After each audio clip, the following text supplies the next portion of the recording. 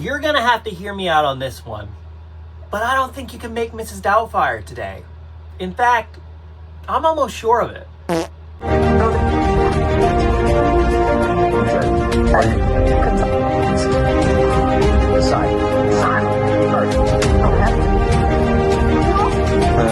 Mrs. Doubtfire is a 1993 comedy classic starring everyone's favorite anthropomorphic orangutan, Robin Williams. Did you mean cocksucker? No. But while you're there... Robin plays Daniel Hillard. Now, Daniel Hillard is what I can only describe as what every Adam Sandler and Kevin Smith character will one day grow up to be. An adult slacker. A man-child with responsibilities far beyond his scope. I mean, sure, he has a job doing voiceovers, but I don't think the producers appreciate his ad-libbing very much. No! My lungs are blackened! Help me! Help me! Help What are you doing? Daniel, that line is not in the script. Why did you add it? Well, I thought I should comment on the situation. Daniel is married to Miranda, played by Sally Field. What a lucky guy. Thanks for the ride, Bandit. Good luck tapping some of that hot Sally Field tail. Knock it off. I don't like it any more than you do. But Miranda is the polar opposite of Daniel. Miranda works for a living in an office or something. And Miranda had planned a small birthday party for their son, Matthew Lawrence. But Daniel thought, fuck that noise, and brought in clowns and a bunch of kids and a donkey all to their slanty San Francisco home. This sends Miranda into quite the tizzy. Leading to them getting a divorce. But not just a divorce, Miranda also gets the kids while Daniel only gets to see them on weekends, pending he get a job, keep that job, and get a suitable place to live. It's a whole thing. There's a caseworker lady. It's hilarious. Daniel is trying to do all that. Get a job, maintain a home, be an adult. But he's struggling, and hey, who can't relate to that? But he just really wants to see his kids and be around his kids. He finds out that his wife is looking to hire a nanny/housekeeper and figures this is his opportunity. But he can't do it as Daniel, so he gets his brother, played by the impeccable Harvey Fierstein, to turn him into the eponymous Mrs. Doubtfire. In being Mrs. Doubtfire, Daniel learns to do grown-up things like cook and clean and setting yourself on fire. Also, ironically, brings him closer to his kids after they find out that Mrs. Doubtfire is actually Mr. Dadfire.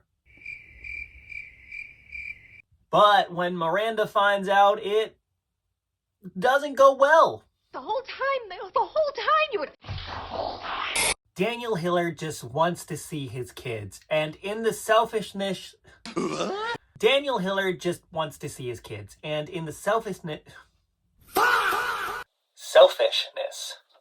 Daniel Hillard just wants to see his kids, and in being selfish and thrusting them into danger, he ends up becoming a better person and a better dad, and... Fuck, it took me like 6 tries. Daniel Hillard just wants to see his kids, and in the selfishness and danger that he thrusts upon them, he ended up becoming a better person, a better dad, and even possibly a better husband, even though he and Miranda do not get back together in the end. He does, though, get his own Mr. Rogers-style TV show where he hosts as Mrs. Doubtfire. So, give and take. Mrs. Doubtfire is without a doubt one of the most beloved movies of the 90s. It holds a special place in a lot of our hearts, and for good reason. But let's just take a second and pretend that Mrs. Doubtfire never existed. Chris Columbus didn't direct it. Our beloved Robin Williams didn't star. Let's act as if the movie never existed at all. Now, fast forward to present day 2026, and producers are pitching a movie to a studio where a dad dresses up in drag to trick his ex-wife into letting him not only into her home, but to spend time with her children. Can you imagine the field day that conservative media would have with this drag queen movie? In the climate that we live in right now, where LGBTQ folk, and especially trans folk and drag queens, are used as some sort of boogeyman to scare conservative America, a film like Mrs. Doubtfire would not fly. Not unless it was some shit-made, one-sided, baseless comedy by Ben Shapiro, like his movie Lady Ballers. I will not be playing a clip. I refuse to have that in my algorithm. Fun fact, that movie was actually meant to be a documentary, but no one wanted to transition just for a bit in a shitty Ben Shapiro movie because, surprise, transitioning just to play sports isn't a thing.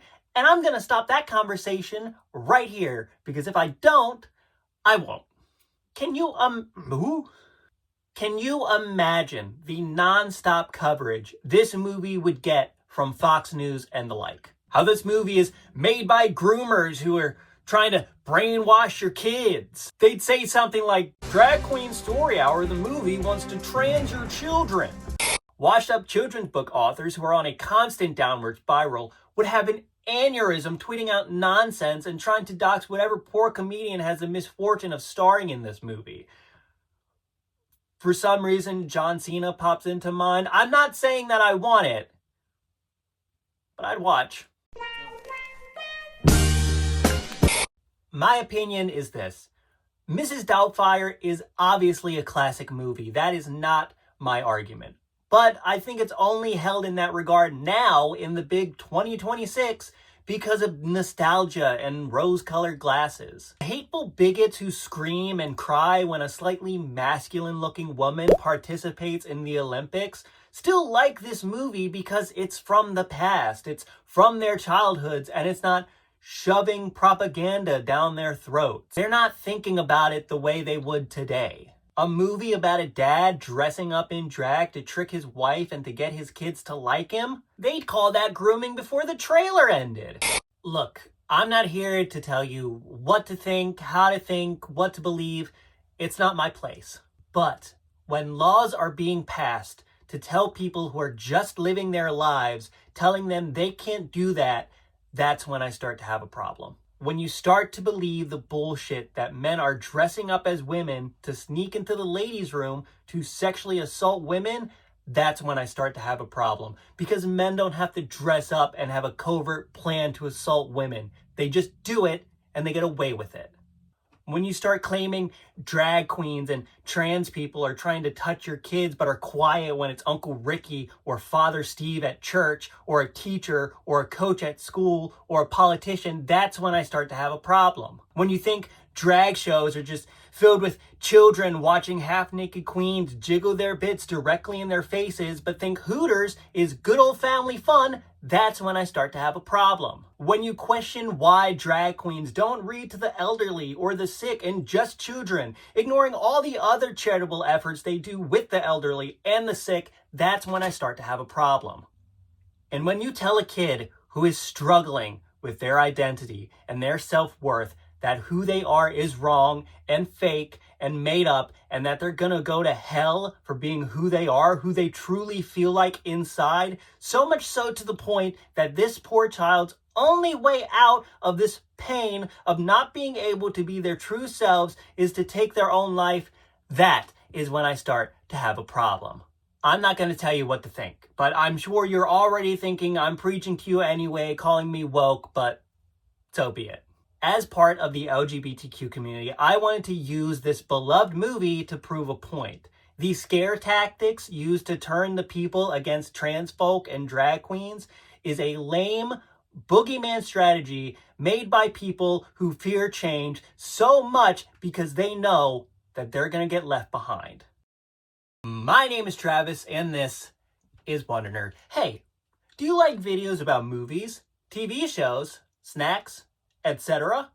Well, then consider subscribing to the channel where I make videos about movies, TV shows, snacks, etc. I am trying to get to 1,000 subscribers by the 10-year anniversary of doing Wonder Nerd videos. That day is July 15th, 2026. So if you would like to be a part of that, give this video a big old thumbs up and share it with somebody you know. I am on Instagram, I am on TikTok, I am on Threads, and I have a second YouTube channel where I upload the TikToks from my TikTok to that YouTube channel. I also have a Twitch. There's nothing on it yet because I don't quite know what I want to do there, but if you want to go and follow that one, hey, I won't stop you. I hope you enjoyed the video. My name is Travis, and remember, nerds rule.